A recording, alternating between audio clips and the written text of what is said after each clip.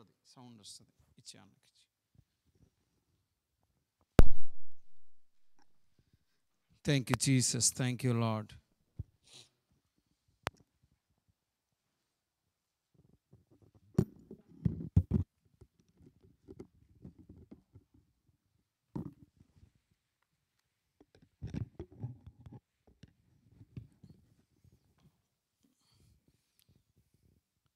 అయితే 2 పేతురు 1:4 చదువుకుందాము. 2 పేతురు 1:4. 2 పేతురు 1:4. ఆ మహిమ గుణాతిశయములను బట్టి ఆయన మనకు అమూల్యమును అత్యధికములనైన వాగ్దానములను అనుగ్రహించి ఉన్నాడు. దురాశను అనుసరించుట వలన లోకమందున్న భ్రష్టత్వమును ఈ వాగ్దానముల మూలముగా మీరు తప్పించుకొని దేవ స్వభావమునందు పాలివారగునట్లు వాటిని అనుగ్రహించెను. ఆమేన్. అయితే చిన్న ప్రార్థన చేసుకుందాం. ప్రభువా, మీ సన్నిధిలో మీ వాక్కుల్ని ప్రకటించబోతుండగా పరిశుద్ధాత్మ దేవుడా సహాయం దయచేయండి. మీరు నా పక్షమున ఉండండి నా తండ్రి. అయోగ్యుణ్ణి, అల్పుణ్ణి, దీనుణ్ణి నన్ను జ్ఞాపకం చేసుకోండి. వాక్యం ద్వారా మొదట నాతో సంఘం అందరితో మాట్లాడి మీరే మహిమ ఘనత ప్రభావాలు పొందుకున్నామని క్రీస్తునామమున ప్రార్థిస్తున్నాం తండ్రి. ఆమేన్. అయితే చదువుకుందాము. అయితే సహోదరుడు చదివినట్లు ఆయన మనకు అమూల్యములను అత్యధికములైన వాగ్దానములు అనుగ్రహించి ఉన్నాడు అని ఈ యొక్క పేతురు ఈ మాటను రాస్తా ఉన్నాడు. వాగ్దానాలు అమూల్యమైనవని ఎందుకు అనాలండి? జనరల్గా అమూల్యమైనవనే మాట ఈ పేతురు ఎందుకు యూజ్ చేసి ఉంటాడు? ఈ అమూల్యమైన వాగ్దానాలంట మనకేం కలుగజేస్తాయంట? దైవ స్వభావమునందు పాలివారి వాగునట్లు వాటిని అనుగ్రహించెను. యేసుక్రీస్తు వారు ఈ వాగ్దానాలను, మన దేవాతి దేవుడు ఈ వాగ్దానాలను మనకు ఎందుకు అనుగ్రహించాడంటే దైవ స్వభావంలో పాలివారి వగునట్లు, దైవ స్వభావంలో పాలివారి వగునట్లు. నేను కూడా అంటే ఈ యొక్క సంఘంలో అడుగుపెట్టిన ప్రతి ఒక్కరి పట్ల కూడా మేము ఒకలాగైనా పనిచేస్తాము. దాంట్లో సందేహమే లేదు. ప్రతి ఒక్కరి పట్ల ఒకే విధంగా పనిచేస్తాము. స్క్రాచ్ నుంచి పనిచేస్తాము. సమయం పట్టించుకోము. మాకు ఎంత సమయమైనా వారి గురించి పనిచేస్తాము, ప్రార్థిస్తాము. అది మమ్మల్ని దగ్గరగా ఉన్న చూసేవాళ్ళకి అది అర్థమవుతుంది. చాలామంది మమ్మల్ని చూసి అరే పాపం అంత కష్టపడతాం రా అనేవాళ్ళు ఉన్నారు, అని మాటని నోటి మాటని వెనక్కి పోయిన వాళ్ళు ఉన్నారు. బాగా కష్టపడుతున్నాడు రా అని సహకరించేవాళ్ళు ఉన్నారు. మా కష్టాన్ని చూసిన వాళ్ళు మమ్మల్ని పాదాలు వాళ్ళ చేతుల మీద నడిపించేవాళ్ళు కూడా ఉన్నారు. ఈ సంఘంలోనే కాదు, మిగతా సంఘం నుంచి కూడా మాకు సహకరించేవాళ్ళు, ప్రార్థించేవాళ్ళు, ఆదరించేవాళ్ళు అనేక మంది ఉన్నారు. అయితే ఈ మాట ఇది ఎందుకు చేస్తున్నాము మేమంటే, అరే మీ పని అది కాదు కదా, సేవకుడిగా నీ పని అది కాదు కదా, నీ యొక్క పనల్లా బోధించటము, ప్రార్థించటమే కదా, ఇవన్నీ ఎందుకు పెట్టుకున్నావు అని చాలామంది అడిగిన వాళ్ళు కూడా ఉంటారు. ఎందుకంటే ఆ దైవ స్వభావంలో మేము పారిభాగస్తులు అవ్వాలని అనుకుంటున్నాము. దేవుని స్వభావంలో గుర్తుపెట్టుకోండి, దేవుని ప్రేమను కనపరచటం కాదు. కనపరిచేవాళ్ళు చాలామంది ఉంటారు, కనపరచటం కాదు. దైవికమైన స్వభావంలో మేము నడిపించగలాలని ఆశపడుతున్నాం కాబట్టి చేయగలుగుతున్నాము. ఎన్నో అర్ధరాత్రులు, ఎన్నో చీకట్లు, ఓకే, ఈరోజు స్టార్ట్ అయితే నెక్స్ట్ డేకి వెళ్ళిపోయేవాళ్ళం. ఓకే, అట్లని వాళ్ళందరూ అలానే ఉండాలని కాదు. వారి యొక్క పరిస్థితులను మనం అర్థం చేసుకుంటాము. అర్థం చేసుకోలేంత స్థితిలో అయితే లేం. కానీ అంటే జనరల్గా చెప్తున్నాము, నేను ప్రయాసపడేది ఆయన రాజ్యం నిమిత్తము. ఇంకొకటి ఏంటంటే దైవికమైన స్వభావాలు నాలో అలవర్చుకోవటం కోసం. ఎందుకంటే దేవుడు అమూల్యమైన వాగ్దానాలను ఇచ్చాడు. ఇప్పుడు కనుక మనం చదువుకొని ఉంటే అమూల్యమైన వాగ్దానాలను మనం ఒక్కొక్కటిగా చదువుకుందాం. అమూల్యమైన వాగ్దానాల యొక్క ఉద్దేశం ఏంటి, ఆ యొక్క వాగ్దానాల యొక్క అమూల్యమైనమని ఎందుకు పేతురు పదే పదే మెన్షన్ చేస్తున్నాడు, ఈ అమూల్యమైన వాగ్దానాలకు ఆ యొక్క సంబంధించిన ఆ యొక్క రహస్యం ఏంటనేది మనము అన్ని విషయాల్లో ఒక్కొక్కటిగా మనము చూద్దాము.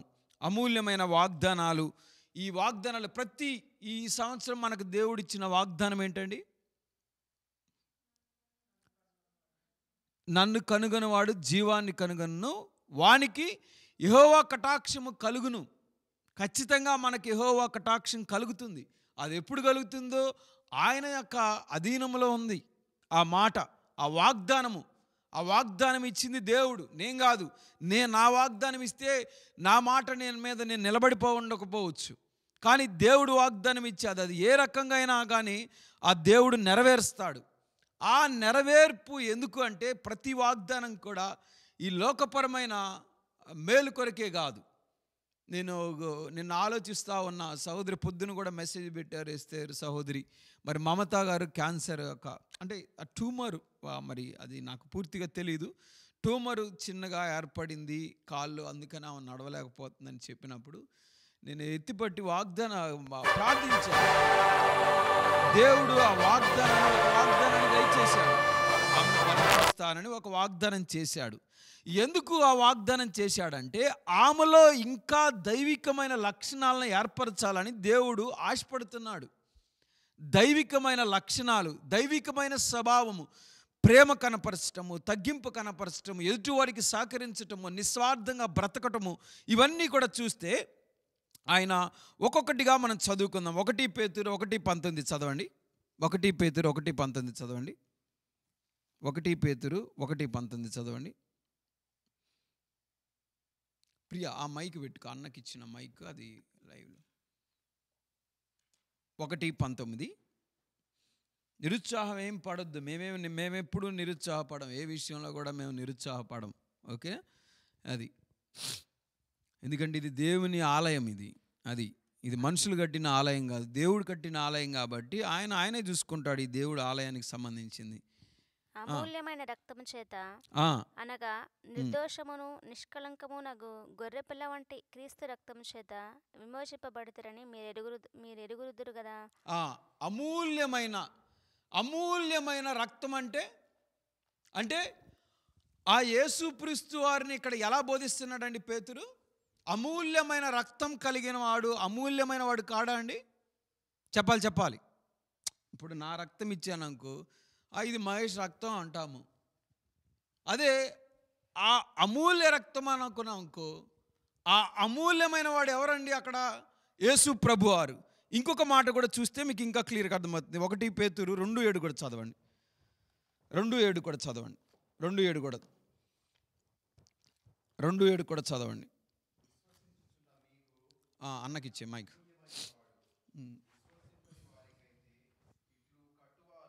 ఇల్లు కట్టువారు ఏ రాతిని నిషేధించిరో అదే మూలకు తలరాయి ఆయను, మరియు అది అడ్డురాయియు అడ్డుబండయు ఆయను. అంటే విశ్వసించుచున్న మీకు ఆయన ఎలాంటి వాడు అంటండి? అమూల్యమైన వాడు. ఆయన చిన్న వాగ్దానం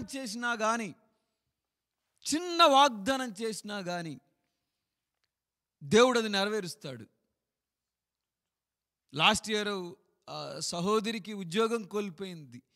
ఏనాడు కూడా మందిరం మారినట్టు నాకు తెలియదు. ఆమె ఎక్కడో కాదు, ఇక్కడే ఉన్నది సహోదరి. ఏనాడు తన యొక్క విశ్వాస జీవితంలో ఎక్కడ కృంగిపోయినా కానీ మళ్ళా ప్రార్థన చేసుకొని, మళ్ళా ఆయన అమూల్యమైన వాడు కదా, వాగ్దానం చేశాడు కదా, నెరవేరుస్తాడు కదా అని దేవుడు అసలు ఆమెకు ఇంటర్వ్యూ ఇవ్వకుండానే జాబ్ ఇచ్చాడు. ఆమేన్. మీరు అడగండి కావాలంటే, ఆమె సాక్ష్యం కూడా చెప్పింది. అక్క ఇంటర్వ్యూ ఇవ్వకుండానే వాళ్ళేమో జాబులో నుంచి అమ్మా నువ్వు రా సర్టిఫికేట్లు తీసేశారు.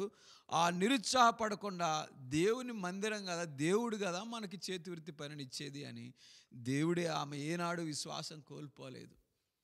ఆయన ఇచ్చిన వాగ్దానం మీద నమ్మకం పెట్టుకున్నది. ఆ వాగ్దానం వల్ల దేవుడు ఆమెకి పాఠాలు నేర్పించాడు, దైవికమైన స్వభావాన్ని నేర్పించాడు. ఇంకా ఒక మాట చూసుకుంటే ఈ అమూల్యమైన ఈ వాగ్దానాలను, అంటే ఇప్పుడు మనం చూసుకునే యొక్క విషయాలు ఏంటంటే, వాగ్దానాలు ఎలాంటివి, మనకిచ్చే చిన్న వాగ్దానం, ఏ వాగ్దానం ఏ పరిస్థితిలో అయినా సరే, నీకు చేతివృత్తి పని లేదా, ఎత్తిపట్టి ప్రార్థించు, వాగ్దానాన్ని అనుగ్రహిస్తాడు దేవుడు. ఆల్రెడీ ఒక సంఘ వాగ్దానం మనకు అనుగ్రహించాడు. నన్ను కనుగొనవాడు జీవాన్ని కనుగొనను, యెహోవా కటాక్షం కలుగును. మనమే ఆయన్ని కనుగొనట్లేదు కాబట్టి ఆయన కటాక్షాన్ని మనం పొందుకోలేకపోతున్నాము. ఆయన ఎక్కడుంటాడండి చెప్పండి? ఆయన ఎక్కడుంటాడు? ఆయన మందిర ఆవరణంలో, ఆయన ఆయన ఆయన మందిర ఆవరణంలో ఆయన ఆత్మ సంచరింపు ఉంటుంది. మనం ఇంతమంది ఇంత దూరాలు నుంచి మనం ఎందుకు రాగలుగుతున్నామండి? అమూల్యమైన వాడు, అమూల్యమైన ఇచ్చిన వాగ్దానాలు ఇచ్చిన వాడు అమూల్యమైన వాడు. ఆ అమూల్యమైన వాగ్దానాలను మన పట్ల ఖచ్చితంగా నెరవేరుస్తాడు. ఇంకొక మాట చూస్తే 1 రాజులు 8:56 కూడా చదవండి. ఈ వాగ్దానాలు, మొదట ఈ వాగ్దానాలు ఎలాంటివంటే అమూల్యమైనవి, అంటే చాలా శ్రేష్టమైనవి. ఇవి ఇచ్చింది ఎవరు? అమూల్యమైన వాడు యేసు ప్రభువుల వారు నీకు ఇచ్చారు దేవుడు. ఇంకొకటి, ఈ వాగ్దానాలు అంట రెండోదిగా ఎప్పటికీ తప్పిపోనివంట. చదవండి 1 రాజుల గ్రంథం 8:56 చదవండి. 8:56 చదవండి. 8:56 చదవండి. 8:56. ఎట్లనగా తాను చేసిన వాగ్దానముల అంతటిని బట్టి ఇశ్రాయేలులకు తన జనులకు నెమ్మది దయచేసి చేసిన యెహోవాకు స్తోత్రము కలిగి ఉండునుగాక. తన దాసుడైన మోషే ద్వారా ఆయన చేసిన శుభవాగ్దానములో ఒక మాటైనా తప్పిపోయినది కాదు. కాబట్టి మన దేవుడైన యెహోవా మనలను వదలకను విడువకను మన పితరులకు తోడుగానున్నట్లు మనకును తోడుగా ఉండి తన మార్గములన్నిటినీ అనుసరించి నడుచుకున్నట్లుగాను తాను మన పితరులకు ఇచ్చిన ఆజ్ఞలను కట్టడలను విధులను చేకొనున్నట్లుగాను మన హృదయములను తన తట్టు త్రిప్పుకొనుగాక. ఆమేన్. ఈ యొక్క సందర్భం ఏంటో తెలుసా అండి? ఈ సందర్భం ఏంటంటే సొలొమోను రాజు ప్రార్థిస్తున్నాడు. సొలొమోను ఎక్కడవాడు, మోషే ఎక్కడవాడు అండి? ఎన్ని సంవత్సరాల డిఫరెన్స్ ఉంటుంది చెప్పండి?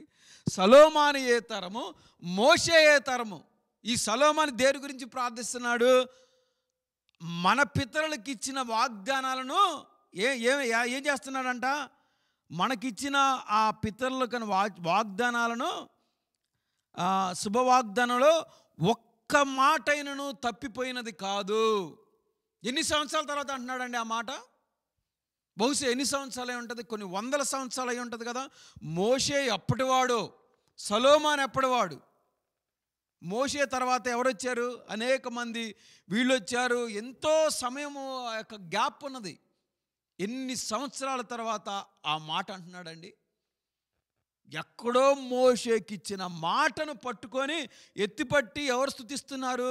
సొలొమోను స్తుతిస్తున్నాడు. అయ్యా, నువ్వు మాటిస్తే నువ్వు తప్పేవాడివి కాదు కదా. అరే, మనకి నూతన సంవత్సరంలో ఇచ్చిన వాగ్దానం మీద మనకే నమ్మకం లేకపోతే సొలొమోను చూసి నేర్చుకోవాలి మనం. ఇక్కడ ఇన్ని వందల సంవత్సరాల తర్వాత అండి ఒక్క వాగ్దానాన్ని దేవుడిచ్చినా అది మీ పక్షాన నెరవేరుస్తాడు. ఆమేన్. ఒక్క వాగ్దానమును, సంఘ వాగ్దానం, నన్ను అయ్యా నిన్ను కనుగొంటున్నాను, నీ కటాక్షం నాకు కలగ చేయదేవా అని ముమ్మారు ప్రార్థించు. ఆయన ఖచ్చితంగా ఆ వాగ్దానాన్ని నెరవేరుస్తాడు. నేను మర్చిపోదాలనే వాగ్దానం మన పట్ల నెరవేర్చాడు. ఆయన కటాక్షాన్ని చూపిస్తా అన్నాడు, చూపిస్తున్నాడు. ఏ విషయాలైనా మాకు చూపిస్తూనే ఉంటాడు ఆయన కటాక్షాన్ని. అయితే ఇక్కడ ఎన్నో వందల సంవత్సరాలైనా కానీ ఆయన వాగ్దానాలు మార్పు లేనివి. అబ్రహాముకి ఇచ్చిన వాగ్దానాన్ని నెరవేర్చిన దేవుడు, ఇస్సాకు ఇచ్చిన వాగ్దానం నెరవేర్చిన దేవుడు, అలాగే యాకోబుకు ఇచ్చిన వాగ్దానం నెరవేర్చిన దేవుడు, అలాగే మోషేకి ఇచ్చిన వాగ్దానాలను కూడా నెరవేర్చిన గొప్ప దేవుడు అండి. మనమేమో ఈ వాగ్దానాలను నమ్మం. ఈ వాగ్దానంలో ఓన్లీ మన ఉద్యోగం కొరకు వాడుకుంటాము. ఈ వాగ్దానాలు ఓన్లీ మన యొక్క సిరి సంపదల కొరకు వాడుకుంటాము. ఈ వాగ్దానాలన్నీ కూడా మనకి ఏదైనా లేనిది కొనుక్కోవడానికి వాడుకుంటాం. కానీ ఆ వాగ్దానాలు మనలో దైవికమైన స్వభావాన్ని పెంపొందిస్తున్నాయనే గ్రహింపునైతే మనం కలిగి ఉండలేమండి. ఆమేన్. ఇప్పుడు ఒక మాట అండి, ఇప్పుడు నిఖిల్ అన్నాడు, పోయి ఎక్కడన్నా బ్యాగ్ కొనుక్కుంటాడు, దేవుడు నా వాగ్దానం బ్యాగ్ ఇచ్చాడని అంటాడా? చెప్పండి, అది సాక్ష్యమా? అరే నాకు టెస్లా కార్ ఇచ్చాడు దేవుడు, వాగ్దానం నెరవేర్చాడు. టెస్లా కార్ నువ్వు అప్పు చేసి కొనుక్కున్నావు, దేవుడు ఎందుకు ఇచ్చాడు? నువ్వు కొనుక్కున్నావు దాన్ని. ఆయన వాగ్దానము ఎందుకు ఇస్తాడంటే ఆయన యొక్క స్వభావాన్ని మనలో అరవల్చడానికి. ఆయన యొక్క స్వభావం ఏంటో ఎవరికి తెలియదండి చెప్పండి. యేసుక్రీస్తు వారు దైవికమైన స్వభావం ఏంటో ఎవరికి తెలియదు చెప్పండి. కుష్ఠరోగుల్ని దగ్గరకు తీసుకుంటాడు, ప్రార్థిస్తాడు. ఇంకన్ని విషయాలు మున్ముందు కూడా మనం కొన్ని అసలు ఆ యేసుక్రీస్తు వారు చేసిన ఆశ్చర్యక్రియలలో ఆ గొప్ప క్రియలు ఎలాగ మనకు విశ్వాసాన్ని కలిగిస్తాయో కూడా చూద్దాము. రెండోదిగా ఏం చెప్పి ఉన్నాను, ఆయన వాగ్దానాలు ఎప్పటికీ తప్పిపోనివి. ఇది ఒక సొలొమోను రాజు, ఒక గొప్ప అక్కడ మొదటి రాజుగా ఎన్నికైన వాడు. అక్కడ మోషేకి ఇచ్చిన వాగ్దానాలు కూడా ఏ పల్లైనను తప్పకుండా నెరవేర్చిన దేవుడు కదా అని స్తుతిస్తున్నాడు. ఆమేన్. సోదరుడు విజయ్ వాళ్ళ తల్లిగారి గురించి నిద్రించినప్పుడు లాస్ట్ ఇయర్ వెళ్ళినప్పుడు ఒక మాట చెప్పి ఉన్నాడు, ఒక వాగ్దానం నెరవేర్చాడు దేవుడు. ఆమేన్. మీ తల్లిదండ్రులకు ఇచ్చిన వాగ్దానాలు దేవుడు నెరవేర్చున్నాడు. నెరవేరితేనే ఇక్కడ ఉన్నావు నువ్వు. నెరవేర్చబోతే మందిరం అవతలు ఉండేవాడు. నెరవేర్చాడు కాబట్టే దేవుడు మందిరంలో ఉంచాడు. ఆ వాగ్దాన ఫలమే ఇస్సాకు. ఎవరంటే వాగ్దాన ఫలమే ఆయన. ఎన్ని కష్టాలు పడ్డాడు అబ్రహాము. అడుబో అంటే అడ్డుపోయాడు, ఇడుబో అంటే ఇడిపోయాడు. వాళ్ళ భయం, వీళ్ళు భయం. అరే నీకు దేవుడు ఎట్లా నమ్మాడంటే అబ్రహాము అసలు బలమే లేని అబ్రహాముకి, ఒక్క మాట ఆలోచించండి, బలమే లేని అబ్రహాముకి దేవుడు వాగ్దానాన్ని చేసి, ఇదిగో నీకు ఇసుకంత రేణువులు బయటకు తీసుకొచ్చి రాబాబు అబ్రహాం, అదిగో చూసావా దేవా, ఆకాశ నక్షత్రాలనేవో అంత విస్తారంగా నీ ప్రజలు నేను విస్తరింపజేస్తా అన్నాడు. అబ్రహాము నమ్మాడండి. అది అబ్రహాము నమ్మాడు. ఒక్కసారి ఆలోచించండి, 90-95 ఏళ్ళు 90-95 ముసలోళ్ళ చేత కూడా దేవుడు బిడ్డలను కలిగించగలుగుతాడు, ఆయన వాగ్దానం చేస్తే ఏదైనా చేయగలడు అనడానికి ఇంతకంటే ఏం కావాలండి చెప్పండి. మనకి దేవుడు వాగ్దానం చేశాడంటే అది ఏ పరిస్థితుల్లో అయినా 2-4 ఎంత సత్యమో ఖచ్చితంగా నీకు ఇచ్చిన వాగ్దానం ఆయన నెరవేరుస్తాడు. నువ్వు ప్రార్థించడంలో లోపం ఉంటుంది, కానీ ఆయన ఇచ్చిన వాగ్దానాలు నెరవేర్చడంలో లోపమే ఉండదు. లోపం ఉంటే ఇక్కడ సొలొమోను ఎప్పుడో మోషే గురించి ఇక్కడ ఎందుకు మెన్షన్ చేస్తాడు? మీ పితరులకు వాగ్దానం ఇచ్చే, మా పితరులకు వాగ్దానానికి ఇచ్చి నెరవేర్చావు, ఏ మాట నువ్వు తెప్పలేదు దేవా అని ఆయన స్తుతిస్తున్నాడు, మోకరించి 2 చేతులు పైకెత్తి. మనలో మార్పు ఉండొచ్చు, కానీ ఆయన ఇచ్చిన వాగ్దానంలో ఎటువంటి మార్పు ఉండదు. రెండోదిగా ఆయన వాగ్దానం ఎప్పటికీ తప్పిపోదండి. ఇంకొకటి, ఆ వాగ్దానాలంట ఇప్పుడు చదవండి, రోమీలకు రాసిన పత్రిక 4:21 కూడా చదవండి. 4:21 కూడా చదవండి. రోమీలకు రాసిన పత్రిక 4:21 చదువుదాం.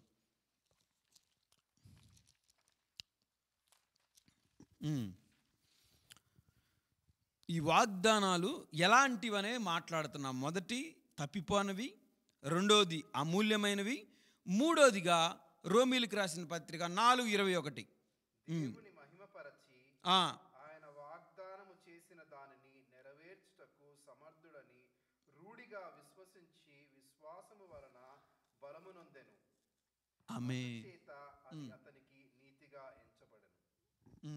ఎవరి గురించి చెప్తున్నాడండి ఇక్కడ దేవుడు? ఆమేన్. దేవుడు వాగ్దానాలు ఇస్తే నెరవేర్చుటకు సమర్థుడు. మనలాగా మాటిచ్చి మాట తప్పేవాడు కాదండి దేవుడు. ఆయన అబద్ధం ఆడని వాడు. ఆయన ఒక మాట ఇచ్చాడు, ఇదిగో ప్రభువా నేను ఈ వాక్కు చదువుకున్నాను, ఈ ఒక్క వాక్కునే నా జీవితంలో నెరవేర్చంటే నెరవేరుస్తాడు, ఖచ్చితంగా నెరవేరుస్తాడు. దాంట్లో ఇక మార్పు ఏమీ లేదు. 4:21 దేవుడు అదే స్పష్టంగా చెప్పి ఉన్నాడు. అక్కడ దేవుని మహిమపరిచి ఆయన వాగ్దానం చేసిన దానిని నెరవేర్చుటకు సమర్థుడని రూఢిగా విశ్వసించి విశ్వాసం వలన బలము నొందెను. ముసలాయన 95 సంవత్సరాలు బలం ఎట్టబొందివా అబ్రహాము, నువ్వు ముసలోడి కదా, అరే నీ పిల్లలుగా అంటేంద్రా బాబు, నువ్వు ఆయన అంటే దేవుడు ఏదో నీ దేవుడు మాట్లాడే, ఎవరు మాట్లాడారు నీకు, నువ్వు ముసలోడివి 90 సంవత్సరాలవి, నీకు పిల్లలు ఎట్టబడతారు, ఆయన నమ్మి ఆయన చెప్పాడు, నువ్వెట్ట నమ్ముతారు, ఆయన చెప్పాడు నువ్వు చెప్తున్నాడు. అబ్రహాము అన్నోళ్ళు ఉండరా అండి? చెప్పండి. అబ్రహాం అన్నోళ్ళు లేరా? కానీ ఆ వాగ్దానం వల్ల ఆయన ఏం పొందుకున్నాడు అంటండి? బలము పొందుకున్నాడు. ఏ బలము? పిక్కల్లో కాదు, మజిల్లో కాదు, ఆత్మీయంగా బలం పొందుకున్నాడు. ఆత్మీయంగా నువ్వు బలం పొందుకున్నప్పుడు మాత్రమే ఆ వాగ్దానాలను విశ్వసించగలవు. ఆ వాగ్దానాలను విశ్వసించాలంటే నీలో ఆత్మీయమైన బలం కావాలి. ఎప్పుడైతే ఆత్మీయమైన బలం లేదో ఆటోమేటిక్గా నువ్వు వాగ్దానాలను నమ్మలేవు. ఆమేన్. వాగ్దానాలను నమ్మలేవండి. విలియం కేరీ గొప్పవాడని ఎందుకు అంటున్నావు అంటే వాగ్దానాలు గొప్పవి అని నమ్మాడు కాబట్టి. గ్రహం స్టెయిన్స్ అంత సేవ చేయగలిగాడంటే ఆయన ఒకే ఒక వాగ్దానము, నువ్వు కుష్ఠరోగుల దగ్గరికి వెళ్ళి నువ్వు సేవ చేయి అని దేవుడు ఒక మాట ఇచ్చాడు, ఒక ఆజ్ఞ ఇచ్చాడు. దానికి కట్టుబడి దానికి ఏం అవసరతలు ఆయనకి ఏమున్నాయో తెలియదు, కానీ ఆయన అవసరతలను నింపడానికి ఒకే ఒక వాగ్దానం ఇచ్చి ఉంటాడు దేవుడు. ఆమేన్. అట్లాగే మన జీవితాల్లో కూడా ఆత్మీయంగా బలంగా ఉన్నప్పుడే ఈ వాగ్దానాలన్నీ కూడా మనలో పనిచేయటం మొదలు పెడతాయి. ఇంకొకటిగా ఇంకా ఒక మాటగా ఉండాలంటే 2 కొరింథీ 1:20 కూడా చదవండి. అంటే ఆ వాగ్దానాలు దేవుడిచ్చే శక్తి వలన మనకు బలం కలుగుతుంది. ఎప్పుడైతే ఆ ఆత్మీయ బలం కలుగుతుందో ఆ వాగ్దానాలపైన ఇంకా విశ్వాసం పెరుగుతూ ఉంటుంది. ఇంకా దేవుని వాగ్దానాలు అలాంటివో 2 కొరింథీ 1:20 కూడా చదువుకుందాం. మీతో కూడా క్రీస్తునందు నిలిచియుండునట్లుగా మమ్మను స్థిరపరచి అభిషేకించిన వాడు దేవుడే. ఇంకోటి 1:20 అయినా 2 కొరింథీ 1:20 దేవుని వాగ్దానములు ఎన్ని అయినను అన్నియు క్రీస్తునందు అవునన్నట్టుగానే ఉన్నవి గనుక మన ద్వారా దేవునికి మహిమ కలుగుటకై అవి ఆయన వలన నిశ్చయములై ఉన్నవి. ఆమేన్. ఆ వాగ్దానాలు నిశ్చయమైనవంట. ఆ వాగ్దానాలు నిశ్చయమైనవి, ఖచ్చితంగా దేవుడు నెరవేరుస్తాడు. అది నీకిచ్చిన ఇంకొకటి ఇక్కడ ఆ యొక్క వాగ్దానాలను నమ్మటానికి మనము కలిగి ఉండవలసింది విశ్వాసము. ఒక విశ్వాసం కాదు, 2 రకాల విశ్వాసాలను కలిగి ఉండాలి. 2 రకాల విశ్వాసాలు ఉన్నాయా అని అడిగితే ఉన్నాయి. 2 రకాల విశ్వాసాలు. ఆత్మవరములు ఏంటో చెప్పండి ఒక్కసారి. ఆత్మవరములు చదవండి ఒకసారి. ఆత్మవరములు ఏంటి చదవండి. ఆత్మవరముల గురించి చదవండి. ఆత్మవరముల్లో ఆ విశ్వాసముల గురించి చదవండి. ఆత్మవరములు అంటే 1 కొరింథీ 12:9 చదవండి. త్వరగా చేసుకుందాం. అయితే ఆత్మఫలమేమనగా చదవండి. ప్రేమ, సంతోషము, సమాధానము, దీర్ఘశాంతము, దయాళుత్వము, మంచితనము, విశ్వాసము, సాత్వికము, ఆశానిగ్రహము. ఆత్మవరముల ఆత్మఫలముల మీరు చదివేది 1 కొరింథీ 12:9. అట్లే అది కూడా చదవాలి, అది కూడా అట్లా పెట్టుకోండి. 1 కొరింథీ 12:9 చదవండి మొదట. మరి ఒకనికి ఆత్మ వలనే విశ్వాసమును, మరి ఒకనికి ఆ యొక్క ఆత్మ వలనే స్వస్థపరచు వరములను, మరి ఒకనికి అద్భుత కార్యములను చేయు శక్తియు, మరి ఒకనికి ప్రవచన వరమును, మరి ఒకనికి ఆత్మల వివేచనయు, మరి ఒకనికి నానావిధ భాషలను, మరి ఒకనికి భాషల అర్థము చొప్పు శక్తియు అనుగ్రహింపబడి ఉన్నవి. ఆమేన్. ఈ ఆత్మవరముల్లో విశ్వాసం ఇక్కడ ఉన్నది. దీన్ని ఇలా పెట్టండి. ఆత్మ ఫలముల్లో కూడా విశ్వాసం ఉంటుంది. ఒకటి చూడండి, గలతీలు 5:22. గలతీలు 5:22. అయితే ఆత్మ ఫలములు ఏమి అనగా ప్రేమ, సంతోషము, సమాధానము, దీర్ఘశాంతము, దయాళుత్వము, విశ్వాసము, మంచితనము, సాత్వికము అనునవియే. ఆమేన్. ఇప్పుడు చెప్పండి, ఈ ఆత్మవరముల్లో ఉన్న విశ్వాసము, ఈ యొక్క కృపావరముల్లో ఆత్మవరముల్లో ఉన్న విశ్వాసము, ఆత్మ ఫలముల్లో ఉన్న విశ్వాసము 2 ఒకటేనంటారా? చెప్పాలి. ఆత్మ ఫలముల్లో సహోదరుడు రెండోసారి చదివాడు. ఆత్మ ఫలములు ప్రేమ, దీర్ఘశాంతము, ఈ విశ్వాసము. ఆత్మ వరముల్లో విశ్వాసం చదివాడు. ఈ రెండు ఒకటేనా అండి? చెప్పాలి. రెండు ఒకటేనా? ఆలోచించండి. అంటే ఇంతకుముందు కూడా లాస్ట్ వీక్ కూడా చెప్పాను, ఎప్పుడైతే నువ్వు సిలువతో సంబంధాన్ని కలిగి ఉన్నావో సహజ సిద్ధంగా ఆ ఆత్మఫలములు అనేవి నీకు వస్తాయి. అంటే సహజంగా చెట్టు నాటినప్పుడు ఆటోమేటిక్గా ఫలాలు వస్తాయి. అట్లే నువ్వు క్రీస్తుతో నాటబడినప్పుడు, క్రీస్తుని నువ్వు కలిగి ఉన్నప్పుడు ఆటోమేటిక్గా ఆత్మఫలమాలు సహజ సిద్ధంగా వస్తాయి అని అనుసరించినప్పుడు. కానీ ఆత్మవరముల్లో ఉన్న విశ్వాసం ఏంటిదంటే దేవుడు అనుగ్రహించేది. ఎంతోమంది మనం చూస్తాము అసాధ్యం కాని వాటిని ఈ ఆత్మవరంలో ఉన్న విశ్వాసం ద్వారా పొందుకోగలము. ఏదైతే ఇదిగో నా ముందు కళ్ళ ఎదుట ఫిజికల్గా కనిపించేది నేను పొందుకోవాలి అంటే ఇది ఆత్మఫలములోని విశ్వాసము. అబ్రహాము ఏది కలిగి ఉన్నాడంటే దేవునితో కలిగి ఉన్న విశ్వాసాన్ని కలిగి ఉన్నాడు. రెండోది బిడ్డలు పుట్టడము ఇంపాసిబుల్, అది ఆత్మవరంలోని విశ్వాసాన్ని కలిగి ఉన్నాడు. ఇంకొక ఇది ఆత్మవరంలోని విశ్వాసము. ఆత్మఫలంలోని విశ్వాసం ఏంటంటే ఇదిగో నేను చెప్పిన చోటుకి పద, నేను వాగ్దానం చేసి నడిపిస్తా అంటే నడిపిస్తాడు దేవుడు అనేది విశ్వాసము. అంటే జాబుల పరంగా లేదంటే మనకు కొదువుల పరంగా ఈ లోకపరంగా మన ఎదుట ఉండి పొందుకునే వాటినేమో ఆత్మఫలముల్లోని విశ్వాసం అంటాము. గలితీలు రాసిన పత్రికలో ఈ ఆత్మవరముల్లోని విశ్వాసం ఏంటంటే చూడకుండానే దేవుడు అసాధ్యము, నీకు పిల్లలు పుట్టరు అన్నోళ్ళు కూడా ఎంతమంది పిల్లలు పుట్టారని సాక్ష్యాలు చెప్తున్నారండి.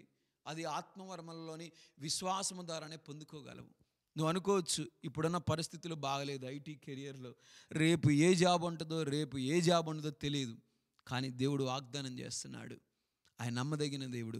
ఎప్పుడైతే ఈ రెండు రకాల విశ్వాసాన్ని, ఆత్మఫలముల్లోని విశ్వాసాన్ని, ఆత్మవరముల్లోని విశ్వాసాన్ని కనుక నువ్వు పొందుకొని ఉంటే ఖచ్చితంగా నీకు సమస్తము సాధ్యమే. నువ్వు ఏ పరిస్థితుల్లో వెళ్ళినా కానీ దేవుడు ఖచ్చితంగా నీకు నెరవేరుస్తాడు. ఇది రెండవదిగా, అంటే క్రీస్తు అంటే అవునన్నట్టుగా ఈ విశ్వాసం అబ్రహాములాగా నువ్వు ఎప్పుడైతే కలిగి ఉంటావో ఈ రెండు రకాల విశ్వాసాలను దేవుడు నీ పట్ల వాగ్దానాన్ని నెరవేరుస్తాడు. ఆయన వాగ్దానం ఇచ్చాడు అంటే అది ఎప్పటికైనా నెరవేర్చబడాల్సిందే. ఇంకొకటి, దేవుని వాగ్దానం నెరవేర్చబడుటకు మనం ఏం చేయాలి? ఇప్పుడు దాకా వాగ్దానాలు ఎలాంటివో చూసాము. రెండవదిగా దేవుని వాగ్దానాలు నెరవేర్చబడుటకు ఏం చేయాలి? హెబ్రీయులు 6:15 చదవండి. హెబ్రీయులు 6:15 చదవండి. హెబ్రీయులు 6:15 జాగ్రత్తగా చదవండి, త్వరగా నేవ చేసుకుందాము.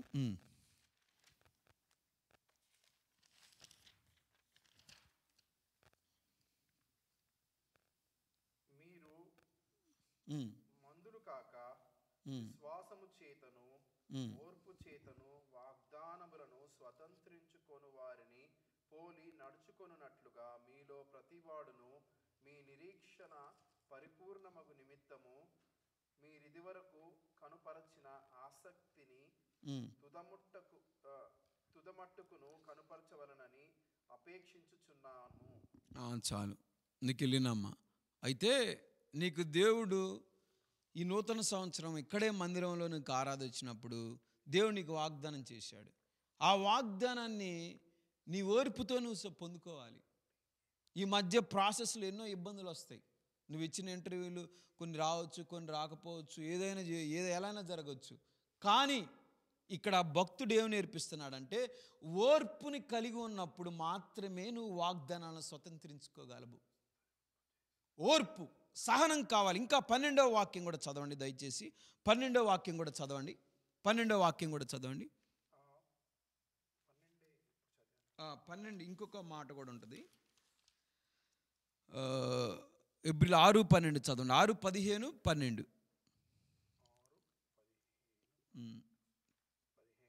15 చదివారు కదా ఇప్పుడు. 15 చదవండి. ఆ మాట నమ్మి అతడు ఓర్పుతో సహించి ఆ వాగ్దాన ఫలము పొందెను. ఆ వాగ్దాన ఫలమును ఎవరు పొందుకున్నారండి? ఆ వాగ్దాన ఫలము అబ్రహాము. తొందరపడలేదండి. ఇస్తాడంటే ఇస్తాడు, ఇంకంతే. సోదరు ఎస్తేర్, మీ యొక్క ఫ్రెండ్ మమత ఒక గొప్ప సాక్ష్యంగా ఆయన నిలబెడతాడంతే. ఆమేన్. మనం విశ్వసించాలి, ఇంకంతే. సంఘంగా ప్రార్థిస్తున్నాం. ఆ సహోదరి చెప్పు, మోకరించి మోకరించి ఆయన వైపు చేతులు ఎత్తుతున్నాము. జీవాలను కలగజేసే గొప్ప దేవుడు. నన్ను కనుగొన్నవాడు జీవాన్ని కనుగొని యెహోవా కటాక్షమాను కలిగిన వాగ్దానం ఆమె పట్ల నెరవేరుస్తాడు. అది ఏ రకమైన అనారోగ్యమైనా సరే ఆయన నామాన్ని మయంపరచటకు మాత్రమే అది జరుగుతుందని విశ్వసించమను. ఇంకొక మాట అంటే సహనంతో ఓర్పుతో ఆమె కనిపెట్టుకోవాలి. ఇంకొకటి ఫిలిప్పీలు రాసిన పత్రిక 4:5 కూడా చదవండి. ఫిలిప్పీలు రాసిన పత్రిక 4:5 కూడా చదవండి. 4:5 కూడా చదవండి. 4:5 కూడా. సహనమును సకల జనులకు తెలియబడనీయుడి. ప్రభువు సమీపముగా ఉన్నాడు. దేనిని గూర్చియు చింతపడకుడి గాని ప్రతి విషయంలోనూ ప్రార్థన విజ్ఞాపనలతోనూ కృతజ్ఞతాపూర్వకముగా మీ విన్నపములను దేవునికి తెలియజేయుడి. ఆమేన్, ఆమేన్, ఆమేన్. ప్రతి విషయంలోనూ తొందరపట్టే. మళ్ళొకసారి చదవండి బ్రదర్. ప్రతి విషయంలోనూ మీ సహనమును సకల జనులకు తెలియబడనీయుడి. ప్రభువు సమీపముగా ఉన్నాడు. దేనిని గూర్చియు చింతపడకుడి గాని ప్రతి విషయములోనూ ప్రార్థన విజ్ఞాపనముల చేత కృతజ్ఞతాపూర్వకముగా మీ విన్నపములను దేవునికి తెలియజేయుడి. ఆమేన్. అటు రీతిగా ఉన్నామండి. ఇప్పుడు మనల్ని ఎవరన్నా పిలిచి ఎవరన్నా మన గురించి కొంతమంది అనే చెప్పగలరండి, అరే వీళ్ళు చాలా సహనంగా ఉంటారా, ఎందుకంటే వీళ్ళ ప్రభు ఏదైనా వాగ్దానం చేస్తే వీళ్ళు కనిపెట్టుకొని ప్రార్థిస్తారా, 364 రోజులు వీళ్ళకు ఏది లేకపోయినా కానీ ఆ యేసు ప్రభు ఉంటే ఆ 365 రోజు వీళ్ళకి 364 రోజులు కోల్పోయింది మొత్తం కూడా వాళ్ళకి 365 రోజులు ఇస్తాడరా అని మనం చెప్పేవాళ్ళలాగా ఉన్నామండి. చెప్పండి. చిన్న చిన్న అల్పశ్రమలకే మనము దూరం అయిపోతే, అల్పశ్రమలకే మనకి వాగ్దానాలు నెరవేర్చబడిపోతే, అంటే నీకు చెప్పినట్టు దేవుడు కస్టమైజేషన్ చేసుకొని నడవాలి. అంటే నువ్వు ఎటు నడిస్తే దేవుడు నీ వెనక నడగాలి కానీ నువ్వు దేవుడు వెనక నడవు. అబ్రహాము దేవుడు వెనక నడిచాడు. అబ్రహాము దేవుడు ఎలా పొమ్మంటే ఆయన వాగ్దానం ముందు పెట్టుకుంటాడు. ఇక చూడండి, అట్ట వాగ్దానం ముందు పెట్టుకుంటాడు, నడుస్తాడు. మళ్ళీ వాగ్దానం ముందు పెట్టుకుంటాడు, నడుస్తాడు. ఇట్లా ఈ వాగ్దానాలు పెట్టుకొని ఆయన ముందు ప్రతి ఎక్కడికి పోయినా వాగ్దానం పెట్టుకుంటాడు, నడుస్తాడు. సహనం, ఓపిక. 90 సంవత్సరాలు నడిచాడండి ఆయన. 90 సంవత్సరాల 100 దగ్గరగా 90 to 100 నడిస్తే అప్పుడు ఆయనకి కుమారుడు పుట్టాడు. ఆ పుట్టిన కుమారుని కూడా పెట్టో పులిపేట మీద అన్నాడు, బలిపేట మీద పెట్టు అన్నాడు. నిస్సందేహంగా పెట్టాడు. ఎందుకంటే అబ్రహాంకు విశ్వాసే, కుమారుని తీసుకుంటే ఇంకొక నాకు మొన్న ఇచ్చినోడు రేపు ఇవ్వడైంది ఇంకో కుమారుణ్ణి అని విశ్వాసం. మనమేమో ప్రతి చిన్నదానికి కలవరపడిపోతాం. ఉన్నది కోల్పోతే కలవరపడిపోతాం. జ్వరం వస్తే కలవరపడిపోతాము. మోకాళ్ళు దృఢపరచమంటే కలవరపడిపోతాము. ఒక సోదరి నేను చదువుకునేటప్పుడు చిన్నప్పుడు ఒక చెల్లి చెప్పింది, అన్న నిద్ర రావాలంటే ఏమీ లేదన్న, పుస్తకం ముందేసుకుంటే ఆటోమేటిక్గా నిద్ర వచ్చిద్దన్న, దానికి ఏం పెద్ద మందులు వాడట్లక్కర్లేదన్న అని చెప్పింది ఒక చెల్లి. ఇప్పుడు మనం కూడా అంతే, నిద్ర రావాలంటే ఏమీ లేదు, మోకరించి కాసేపు 1 నిమిషం ఉంటే చాలు. ఎంత గాఢ నిద్ర అని వచ్చేసింది. మోకాళ్ళు వేస్తే గాఢ నిద్ర కాదు, ఇంకా అవతల స్టేజ్కి వెళ్ళిపోతాయి. మందులు అవసరం లేదు దానికి. నిద్ర రావాలంటే మోకరించంతే. ఆమేన్. మనం అట్టి పరిస్థితుల్లో ఉండకూడదండి. ఓర్పు సహనంతో కనిపెట్టుకొని ఉండాలి. వాగ్దాన ఫలాన్ని అనుభవించాలంటే నీకు కాదు, నీ బిడలకు అనుభవించాలంటే నువ్వు ఓర్పు నిరీక్షణ కలిగి ఉండాలి. ఇంకొక మాట కూడా చదవండి, తీతు 2:2 కూడా చదవండి. తీతు 2:2 కూడా చదివితే, అంటే వాగ్దానాలను ప్రతి వాగ్దానాన్ని కూడా సహనంతో, ఓర్పుతో, ఓపికతో కనిపెట్టుకొని నెరవేర్చబడంత వరకు ఆయన యందు నిరీక్షణ కలిగి ఉండాలి. తీతు రాసిన పత్రిక 2:2లో కూడా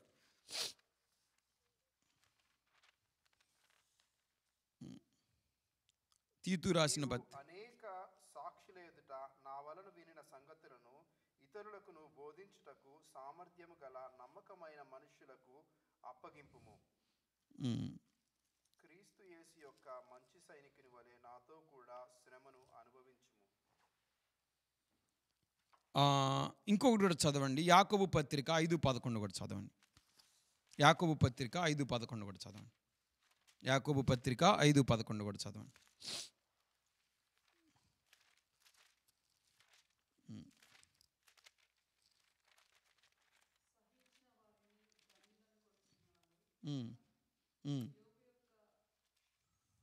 చదవండి.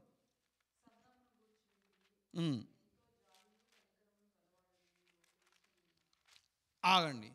ఈ యాకోబు ఎక్కడ వాడు, యోబు ఎక్కడ వాడండి? చెప్పాలి. యోబు ఎప్పుడు వాడు? ఈ యాకోబు పత్రిక రాసే ఇతను ఎప్పుడు వాడండి? చెప్పాలి. యోబు ఎప్పుడు వాడు? అప్పుడు ఏమైనా కంప్యూటర్లు ఉన్నాయా? చెప్పాలి. ఎవరు చెప్పారు ఆయనకి? ఈ యాకోబు అనే పత్రిక రాస్తున్నాడు అతను. ఇతనికి ఎవరు చెప్పుంటారు? ఏదన్నా డేటా స్టోరేజ్లో, ఏదన్నా డేటాలో, సీక్వెల్లోనో, వరాకిల్లోనో ఏదైనా బుక్కుల్లో పెట్టాడా? చదువుకున్నాడా? ఎట తెలిసింది ఇతనికి ఈ మాట? ఆమేన్. పరిశుద్ధాత్మ దేవుడు సహాయం చేశాడు. వాళ్ళ పితరులు అలా బోధించుట ఇచ్చాడు. నా జీవితంలో కూడా నేను చనిపోయి మరణం పడకలో నిమ్ము జబ్బుకు ఆల్మోస్ట్ క్లోజ్ డెత్ ఉన్నప్పుడు మా అమ్మ లేచి పొద్దున్నే 4:30-5 మోకరించి ప్రార్థన చేస్తూ ఉండేది. ఏందమ్మా నిద్రపోతుంటే నువ్వు ప్రార్థన చేస్తున్నావు, నాకు ఈ నిద్ర పడట్లేదమ్మా అనేవాడిని. అట్లా అంటా ఉన్నవాడిని. ఒక దినం ఆటోమేటిక్గా కళ్ళల్లో నీళ్ళు వచ్చి నేను కూడా ప్రారంభించాను ప్రార్థన. అక్కడ మొదలైంది. దేవుడు కొనసాగిస్తూనే ఉన్నాడు. దేవుని కృప అంటే దేవుడు మా అమ్మకు వాగ్దానం చేశాడు నా పట్ల. ఆ వాగ్దానం నెరవేరుస్తూ వచ్చాడు దేవుడు. అయితే ఇక్కడ ఇంకొక విషయం ఏంటంటే, ప్రతి విషయంలో కూడా ఈ యొక్క యాకోబు యోబు యొక్క సహనాన్ని ఎందుకు చెప్తున్నాడంటే, యోబు అన్నీ కోల్పోయాడండి. అన్నీ కోల్పోయాడు. కానీ ఆయన కోల్పోయింది ఒకటే, దేవుడు ఇచ్చిన వాగ్దానాన్ని ఆయన కోల్పోలా. మిగతా అన్నీ కోల్పోయాడు. బట్టలు కోల్పోయాడు, లేదంటే భార్యను కోల్పోయాడు, కుమారులు కోల్పోయాడు, అన్నీ కోల్పోయాడు. సహజంగా మనం ఇక్కడ నుంచి మన వైఫ్ కొన్ని రోజులు కనిపించకపోతేనే అరే ఏదో వెలితిలాగా ఉంటుంది. ఇప్పుడు విజయాన్న సిస్టర్ వాళ్ళు అందరూ వెళ్ళారు, కొంచెం చేసుకోవటం ఇవన్నీ ఇబ్బంది అయి ఉంటుంది. దీనికి ఎంత బాధపడుతున్నాం? యోబుకి అంతా తీసేశాడు దేవుడు. కానీ దేవుడు ఏం చేశాడు? ఒక వాగ్దానం చేశాడు. యోబుకి నేను 2 ఆశీర్వదిస్తానని దేవుడు మాట్లాడాడు. కుష్టి వచ్చినా, కురుపులు వచ్చినా, ఏ రోగం వచ్చినా కానీ యోబుకి ఆ వాగ్దానంలోనే నిల్చున్నాడు అంతే. ఆ వాగ్దానమే అన్నం పెట్టింది, ఆ వాగ్దానమే ఆయనకి శ్వాస ఇచ్చింది, ఆ వాగ్దానమే ఆయనకు ప్రార్థన నేర్పించింది, ఆ వాగ్దానమే దేవునితో కలిసి ప్రత్యేకమైన సంబంధాన్ని కలిగి ఉన్నది. కాబట్టి యోబు గ్రంథం చివరిలో చదువుకుంటే ఆయన ఎంతగా ఆశీర్వదించబడ్డాడు, తుదకి 2 ఆశీర్వదించబడ్డాడని ఆ యొక్క గ్రంథం చెప్తా ఉన్నది. బిడ్డల విషయంలో, సంపదల విషయంలో, గుణం విషయంలో, అన్ని విషయాల్లోనూ. ఎందుకంటే ఆయన వాగ్దానాన్ని ముందు పెట్టుకున్నాడు. ఆహారాన్ని పెట్టుకోవాలా, బిర్యానీని పెట్టుకోవాలా, తిండిని పెట్టుకోవాలా, లేదంటే వేరే యొక్క మనకున్న సంపదను పెట్టుకోవాలా, ఏది పెట్టుకోవాలా, ఆయన వాగ్దానాన్ని అట్ట పెట్టుకున్నాడు అంతే. ఆ యోబు ఎలాగైతే ఆ వాగ్దానాన్ని పెట్టుకొని ఆ దేవుణ్ణి విశ్వసించాడో, ఆ యొక్క విశ్వాసాన్ని ఇక్కడున్న యాకోబు మెన్షన్ చేస్తున్నాడు. ఇంకొక మాట చదవాలంటే యోబు చదవండి, ఇప్పుడు 42:12 చదవండి. అంటే యోబు వాగ్దానాలు మనకెంతో ఆదర్శప్రాయుడు. సహనంతో కనిపెట్టుకొని వాగ్దానం ఎవరి జీవితంలో నెరవేర్చబడిందంటే కళ్ళు మూసుకొని మీరు యోబు అనొచ్చు అంతే. అబ్రహాము, యోబు, ఇంకా చదవండి యోబు గ్రంథము 42:12.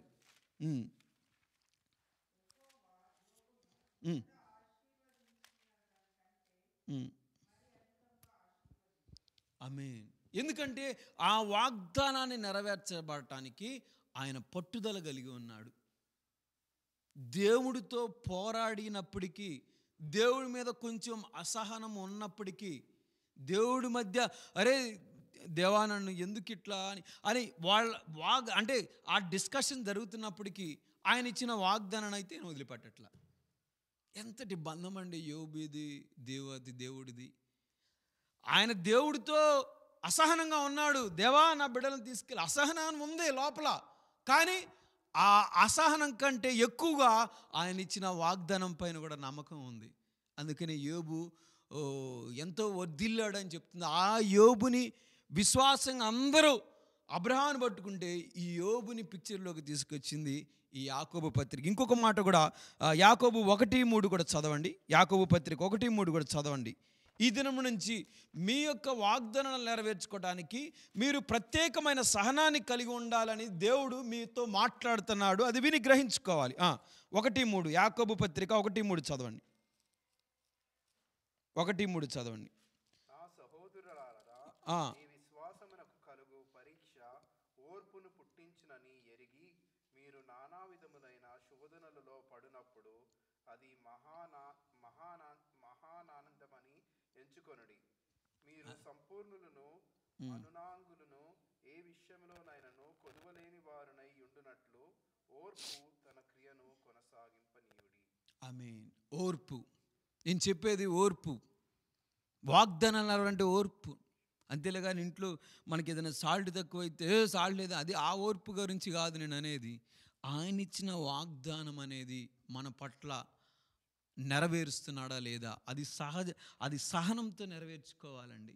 ఏదో ఇప్పుడు ఇచ్చిన వాగ్దానం, ఈరోజు ఇచ్చిన వాగ్దానం ఇంకో గంటలో నెరవేరుద్దంటే అవసరమైతే నెరవేరుస్తాడు, అవసరం లేకపోతే సమయం తీసుకుంటాడు. ఈ లోపల నువ్వేం చేయాలంటే ఆయన యొక్క కృప పొందుకుంటా దైవికమైన స్వభావంలోకి నువ్వు రావాలని ఆశిస్తున్నాడండి.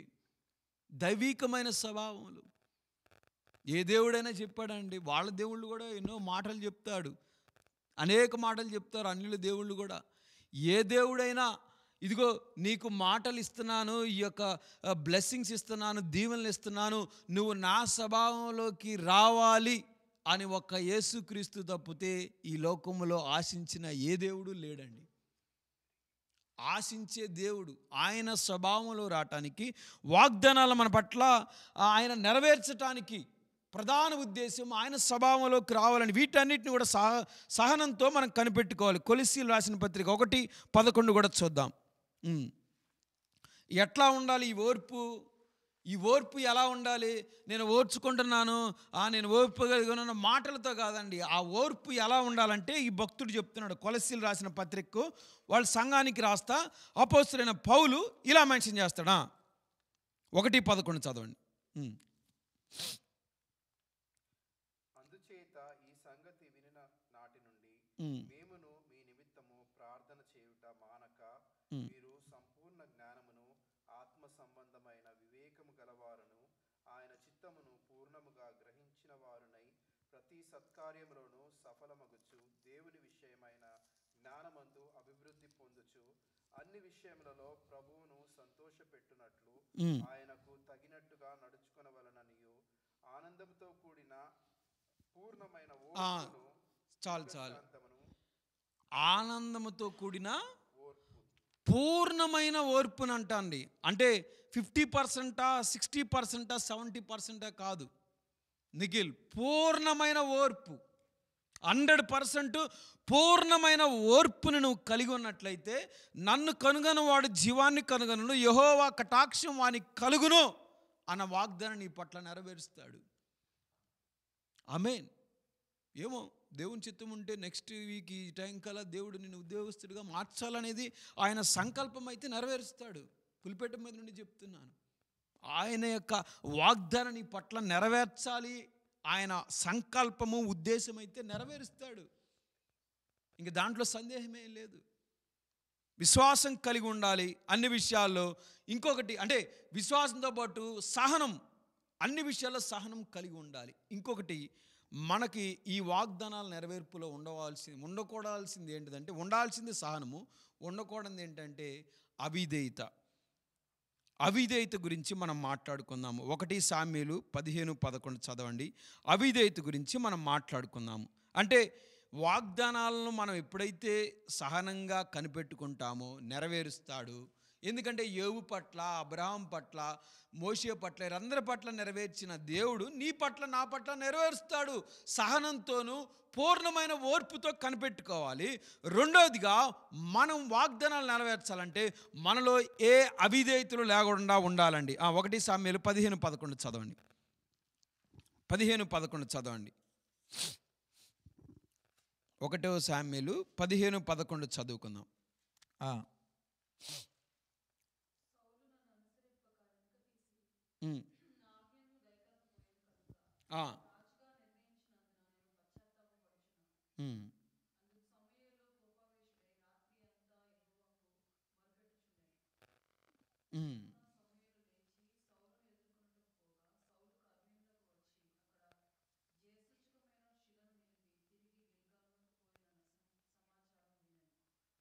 ఇంకొకటి 7వ మాట కూడా చదవండి. అంతకుముందు మాట కూడా 7-8 కూడా చదవండి.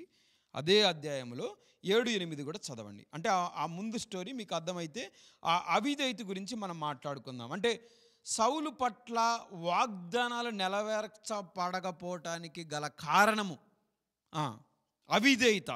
ఆ అవిధేయతను మనం తొలగించుకోవాలని ప్రభు ఆశిస్తున్నాడు. చదవండి సిస్టర్, 7-8 కూడా చదవండి.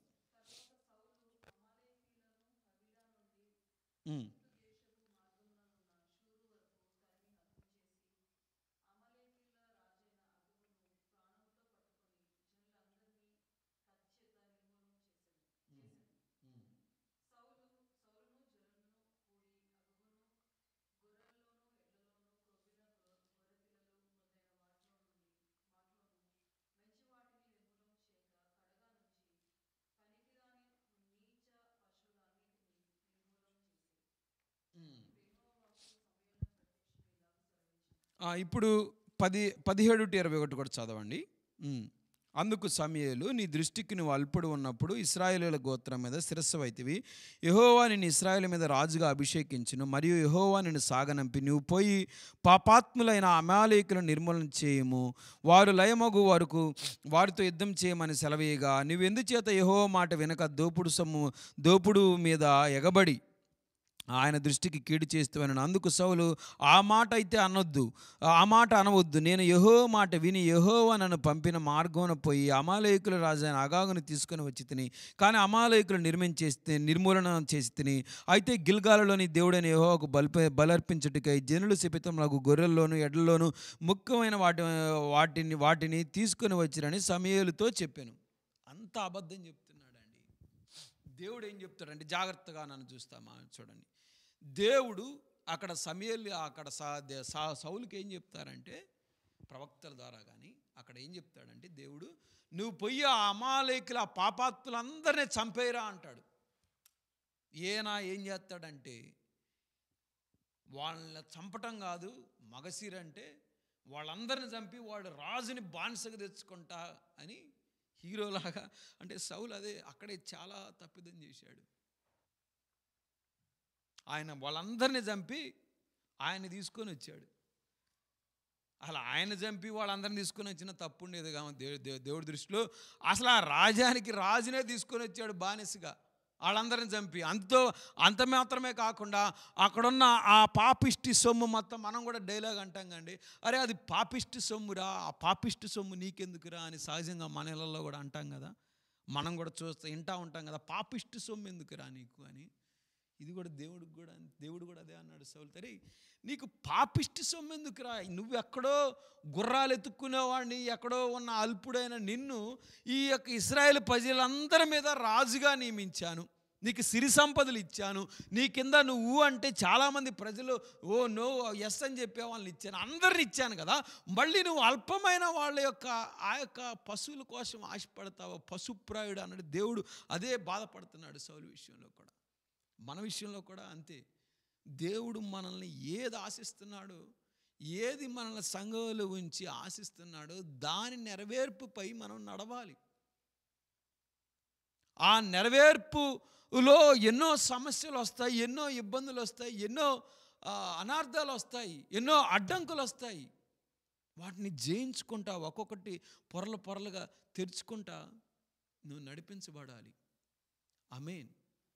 ఎన్నో శోధనలు. ఇక్కడ సౌలు ఎంత చెప్పినా కానీ ఆ అమాలేకుల దగ్గరున్న ఆ పాపిష్టి సొమ్ముని తెచ్చి ఈయన పెట్టుకున్నాడు. That's why I'm saying that Nikhil, don't do the part time jobs. మనకు వద్దాయి. Our God, if God give one promise to us, God will fulfil. అంతే. ఒక వాగ్దానాన్ని చేశాడంటే దేవుడు ఆ వాగ్దానాన్ని నెరవేరుస్తాడు దేవుడు. అంతేలే కానీ అన్ని విధాలుగా మనము అక్రమంగా ఉండి ఇక్కడ ఈ పులిపేట మీద నేను ఆరాధిస్తే ఏదైనా అర్థం ఉందండి చెప్పండి? దేవుడు వాగ్దానాలు అంటాను కాసేపు, పులిపేట దిగ్గానే వాగ్దానాలు లేవని నా జీవితం నేను బతికొచ్చి మళ్ళీ పులిపేట మీదకి వచ్చి వాగ్దానాల గురించి మాట్లాడి ఎన్ని చేసినా వృధా. దేవుడు నిన్ను తీసుకొచ్చినప్పుడు, ఒక వాగ్దానాన్ని ఇచ్చినప్పుడు ఓర్పుతోనూ సహనంతోనూ నీలో ఉన్న అవిధేయతను తొలగించు. దేవుడు ఏది చెప్తున్నాడు అది చెయ్యి. అంతేలే కానీ ఈ సౌలు ఆ యొక్క ఇంకా ఒక మాట చదవాలంటే ఒక పవర్ఫుల్ డైలాగ్ అంటాడు. 22-23 చదవండి. ఇంకా మనం క్లోజ్ చేసుకుందాం ఒక 5-10 నిమిషాల్లో. 22-23 చదవండి త్వరగా.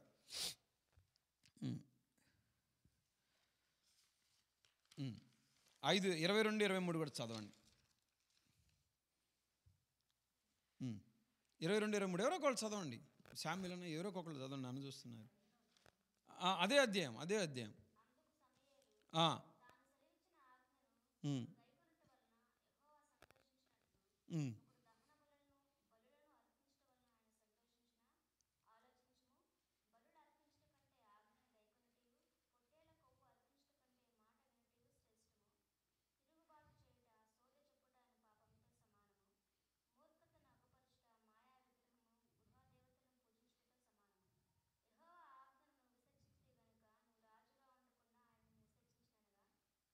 చాలు.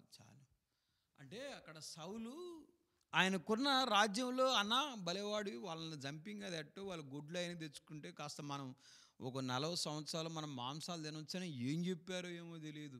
అది పాపిష్టి సోమరాని దేవుడు అంటే ఈయన ఎప్పుడు ప్రజల మాట అనలేదు, కానీ ఆ సందర్భంలో ప్రజల మాట అన్నాడు. మనం కూడా కొన్నిసార్లు ఆత్మీయంగా బలపరిచేవాడి మాటలు మనం వినమండి. ఈజీ మార్గంలో అరే ఇటు చెయ్యి, దీన్ని ఎక్స్పీరియన్స్ పెట్టుకో, లేకపోయినా పెట్టుకో, నీకు జాబ్ వచ్చింది అంటే ఈ మాటలు వింటాం మనం. ఆత్మీయంగా అరే రా దేవుని సన్నిధి, దేవుని మందిరంలో మనం కలిసి ప్రార్థిద్దాము, ఉపవాసం ఉండి దేవుణ్ణి అడుగుదాము, ఖచ్చితంగా దేవుడు నెరవేరుస్తాడు. ఈ ఆత్మీయమైన మాటలు ఎక్కువ. ఎందుకంటే ఏ పరంగా మన మార్గంలో వెళ్ళాలనుకుంటాం. సౌలుకు అదే జరిగింది. సౌలు ఇంకా అనేక సంవత్సరాలు పరిపాలించవలసిన వాడు ఆ ఇశ్రాయేల్ ప్రజల్ని అంతం చేసేసుకున్నాడు. సౌలు అంతం చేసుకోకుండా కాకుండా ఆయన వారసత్వానికి ఒక గొప్ప కుమారుడు ఉన్నాడండి, యోనాతాను. ఎంత ప్రేమామయుడంటే యోనాతాను, నాకు ఆ బైబిల్లో ఎంతో గొప్ప క్యారెక్టర్ అది. ఆ యోనాతాను కూడా ఆ ధన్యత లేకుండా పోయింది.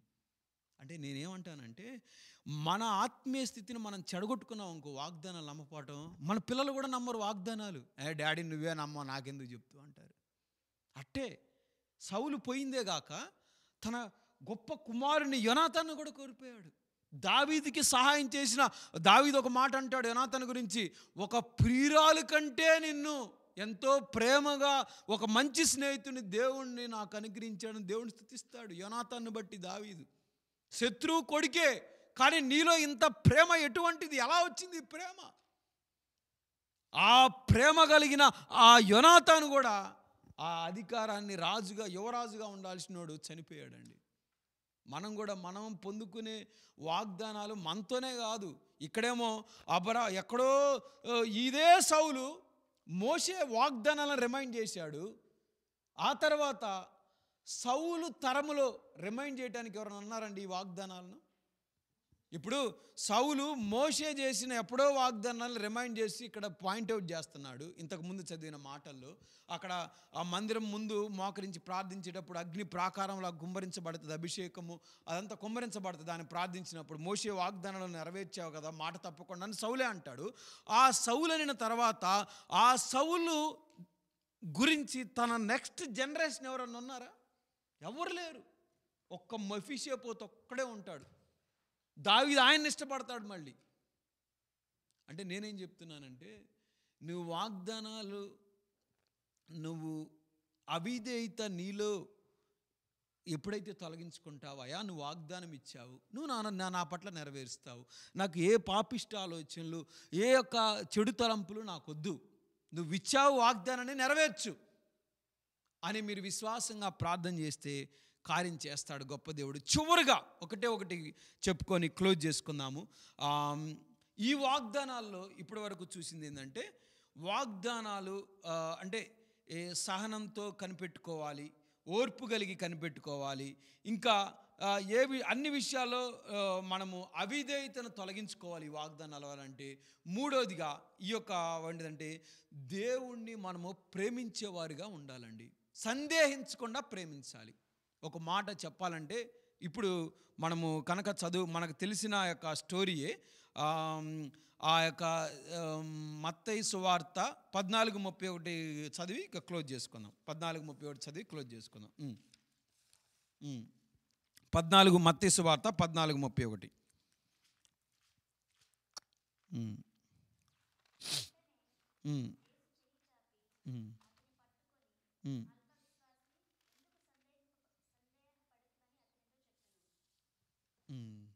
యేసు ప్రభు వారు జాగ్రత్తగా నన్ను క్లోజ్ చేసుకుంటాము. కంక్లూషన్ మాటలు. యేసుక్రీస్తు వారంట ఆ పేతురుని అల్పవిశ్వాసి, ఎందుకు పేతురు నువ్వు నన్ను నమ్మట్లేదు అంటాడు. యాక్చువల్లీ ఈ ఇన్సిడెంట్ మీకు ఆయన ఆ గలీలియా సముద్రంలో ఎన్ని మైళ్ళు నడిచాడో తెలుసా? అదేదో మీరు అక్కడ ప్రత్యక్షమయ్యి ఆయన 2-3 అడుగులు వేసినట్టు కాదు, 3-4 మైళ్ళు నడిచాడు ఆయన. ఎక్కడ? సముద్రం పైన నడిచాడు ఆయన యేసుప్రభు వారు. గుర్తుపెట్టుకోండి. ఎక్కడో ఏదో ఆ ఒడ్డును కాదు నడిచింది, 3-4 మైళ్ళు ఆ పడవని చేరుకోవటానికి గలీలియా సముద్రంలో యేసుప్రభు వారు ఆ నీటి అలల పైన 3-4 మైళ్ళు నడిచి ఆ యొక్క దోణి దగ్గరికి వెళ్ళాడండి వాళ్ళని కాపాడటానికి. ఆమేన్. 3-4 మైళ్ళు నడిచాడు. దేవుడు మన కొరకు ఆ యొక్క పరము నుంచే కిందకు వచ్చిన వాడు నీ పట్ల ఇచ్చిన వాగ్దానాలు నెరవేర్చలేడండి. అసలు పేతురు వీళ్ళందరూ ఎక్కడున్నారో దేవుడు అప్పుడు ఆ సమయంలో ఎక్కడో ప్రార్థన చేసుకుని వెళ్ళి వాళ్ళు తొందరపెట్టి మీరు వెళ్ళిపోండి అంటే వీళ్ళు తొందరపడి మేము వెళ్తాం, నువ్వు చిన్నగా రా అన్న, నువ్వు నీతో ఉంటే టైం కాదు మాకు, నువ్వు చిన్నగా రా, మేము వెళ్తామని వెళ్ళిపోయారు. వెళ్ళిపోయి మధ్యలో స్టక్ అయ్యారు. ఎమ్మటే దేవుడికి 3-4 మైళ్ళు నా బిడ్డలు ఎక్కడున్నారని ఎత్తుక్కుంటూ వచ్చాడు వాళ్ళని. ఆ గలీలియా సముద్రంలో ఉదయకాలమున 4 గంటలు 3 to 6 గంటల మధ్యలో ఆయన ఆ యొక్క పడవ దగ్గరికి 3-4 మైళ్ళు సముద్రం అలల పైన నడిచిన దేవుడు నీకు ఇచ్చిన వాగ్దానాన్ని నెరవేర్చడా అండి? చెప్పాలి. ఇది జరిగిన సంఘటన, జరగని సంఘటన? ఇది యథార్థంగా జరిగిన సంఘటన. ఇంతవరకు ఈ ప్రపంచంలో నీటి మీద నడిచిన వాడు ఎవడు లేడు, ఒక యేసు ప్రభు తప్పితే. యేసు ప్రభు నడిచినవాడు ఆ అలల పైన నడిచి 3-4 మైళ్ళు వెళ్ళి పేతురుని పిలుస్తున్నాడండి. ఒక మాట చెప్పాలంటే ఏ విషయాల్లో అయినా కానీ ఆ 3-4 మైళ్ళు నడవటం అనేదే ఒక అద్భుతం. అలాంటిది నీ పట్ల ఇచ్చిన వాగ్దానాలు నెరవేర్చడా అండి? సందేహించకుండా ఆయన్ని ప్రేమించాలి నువ్వు. ఆ యొక్క స్త్రీ గురించి కూడా మనం చదివినట్లయితే ఆ యొక్క లూకాసు వార్త 7:47 కూడా చదవండి. 7:47 కూడా చదవండి. 7:47 చదివితే ఇంకా ముగించుకుందాం. 7:47 లూకాసు వార్త.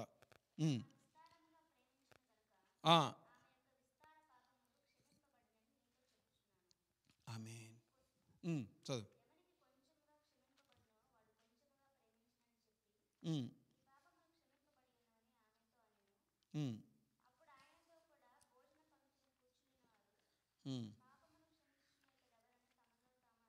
43 కూడా చదువు. అంతకుముందు 43, 44 ఒక ఉపమానం చెప్తారు యేసు ప్రభు. అంతకుముందు ఉపమానం 43 యేసు ప్రభు వారు సీమోనుతో అంటారు.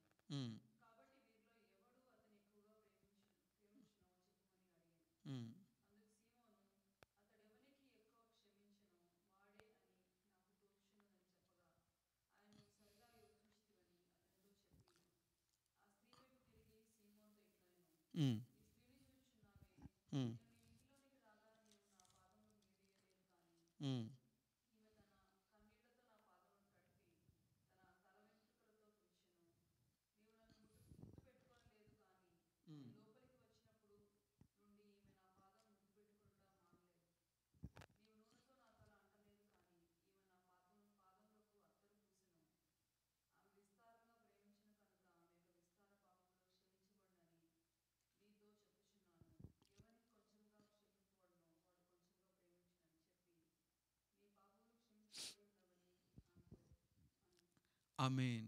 అంటే ఇక్కడ యేసు ప్రభు జాగ్రత్తగా చూడండి. 50 దినార్లు 500 డినార్లు. అంటే ఇక్కడ $500, $50. వాడు ఓనర్ ఇద్దరిని క్షమించపో అన్నాడు. ఈ క్షమించా అన్నప్పుడు ఈ 500 ఎక్కువ ఆ ఓనర్ని ప్రేమిస్తాడా, ఈ $50 ఎక్కువ ఓనర్ని ప్రేమిస్తాడా? 500. మనం కూడా అంతే. ఇప్పుడు మనం 500లోనే ఉన్నాం. అనేక పాపాలు చేసాం. మనం చేయని పాపం ఏదండి చెప్పండి? మనం చేయని పాపం ఏది? ఇప్పటికీ చేస్తూనే ఉన్నాం మనం పాపాలు. ఆజ్ఞ అతిక్రమణ పాపమే. కృతజ్ఞతా స్వభావం లేవటం పాపమే. చేసిన మేలను తిరిగి వెడచటం పాపమే. ఎవరిని అడుగుతామండి మనం? ఎవరిని అడుగుతాం చెప్పు? అర్ధరాత్రులు వెళ్ళి మనం దింపొస్తాము. నువ్వు రారా మందిరాన్ని మనం ఏం బతిమిలాడం? వాడికి ఆ జ్ఞానం ఉండాలి. ఒక స్త్రీ అంటుందండి నాతో, సినిమాలు తిరుగుతా అన్ని లోకపరంగా, నేను ఫాస్టింగ్ ప్రేయర్ చేస్తా, ఈ సంఘం ఎందుకు అభివృద్ధి కాదని సవాల్ నాకు ఇస్తురుతుంది. అట్లా ఉంటుంది ఆత్మీయ స్థితి. మనం ఏం మాట్లాడతాం? నా పక్షమని ఎవరున్నారు? నేను విస్తారంగా ఆయన ప్రేమిస్తున్నా, ఎందుకంటే నేను విస్తారంగా ఆయన క్షమించాడు. మనం కూడా విస్తారంగా మనం పాపములు చేశాం కాబట్టి, మనల్ని క్షమించాడు కాబట్టి మనం విస్తారంగా ఆయన ప్రేమించాలి. ఇక్కడ ఆ స్త్రీ, ఆ పాపాత్మురైన స్త్రీని కంపేర్ చేస్తున్నాడు. ఎవరితో కంపేర్ చేస్తున్నాడు ఇక్కడ? సీమోనుతో. వాళ్ళందరూ యేసు ప్రభుతో కూర్చొని మాట్లాడేవాళ్ళు. వాళ్ళందరూ యేసు ప్రభు అట్లా బజార్కి వెళ్తే వీళ్ళు కూడా వెళ్ళేవాళ్ళు. యేసు క్రీస్తు గారు కోటానికి వెళ్తే వీళ్ళు కోటానికి వెళ్ళేవాళ్ళు. యేసు క్రీస్తు గారు అద్భుతాలు చేస్తే అద్భుతాలు చూసేవాళ్ళు. వాళ్ళని కోట్ చేస్తున్నాడు. అరే సిమోన్, నువ్వు ఏం నేర్చుకుంటున్నావు? పాపాత్ములైన నీ స్త్రీ బెటర్ కదా. ఎందుకంటే ఈమె పాపాలు, అక్కడ ఇంకా ఒక గొప్ప రచయిత అంటాడు, ఆమె ఎంతగా క్షమించబడటం వల్ల మాత్రమే అంతగా ఆయన ప్రేమించిందని భక్తుడు అంటాడు. ఎంతగా మనం కూడా మన అతిక్రమలు, అంటే ఎప్పుడైతే సందేహించకుండా ఆ ప్రభువుని ప్రేమిస్తామో, ఈ పాపాత్మురాలే మీకు ఈ యొక్క ఇన్స్పిరేషన్. ఆమెకున్న ఆ తైలం మొత్తం ఆయన మీద ఏం చేసిద్దండి? ఎందుకంటే ఆమె విస్తారమైన పాపాలను క్షమించబడాలని ఆమె ఆశిస్తుంది. ఆమె అడిగిందా నా పాపాలు క్షమించని? అడిగిందా ఆమె అక్కడ? ఆమెకున్నది మొత్తం ఈయన దగ్గర పోస్తే నా పాపాలు క్షమించబడతాయి, ఆ తద్వారా నేను ఆయన ప్రేమించగలను అని ఒకే ఒక సంకల్పాన్ని కలిగి ఉంది. ఆమె పట్ల వాగ్దానం నెరవేర్చి ఈ దినమునికి కూడా మనము ఆ పాపాత్ములైన స్త్రీ మనకు ఆదర్శప్రాయంగా ప్రభువే పెట్టి, ఆయన శిష్యుడికే పెట్టి ఉన్నవాడు మనకి ఎంత ఆదర్శప్రాయురాలండి ఆమె? చెప్పండి ఒక్క మాట. ఎంత ఆదర్శప్రాయురాలండి మనకి? ఎంత ఆదర్శప్రాయురాలండి? ఒక్కసారి ఆలోచించండి. ఎంత విస్తారంగా మనం పాపాలు చేసి, అనేకసార్లు రిజెక్ట్ చేసి, అనేకసార్లు మన కుటుంబ విషయంలో కానీ, వ్యక్తిగత విషయంలో కానీ, పనిలో కానీ ఎన్నో పాపాలు చేశాము. ఆయన క్షమించి మరలా నిన్ను మందిరానికి తీసుకొని వచ్చినప్పుడు ఎంతగా ఆయన నువ్వు ప్రేమించాలండి. అంతగా సందేహించకుండా ఆయన ప్రేమిస్తే మాత్రమే నీ పాపాలు క్షమించబడతాయి. కళ్ళు మూసుకుంటావా సహోదరుడా? చిన్న ప్రార్థన చేసుకుందాము. కళ్ళు మూసుకుంటావా? ఒక చిన్న ప్రార్థన చేసుకుందాము. Thank you Jesus, thank you lord, thank you Jesus, thank you lord. ఒక చిన్న ప్రార్థన చేసుకుందాం. Thank you Jesus, thank you lord, thank you Jesus, thank you lord.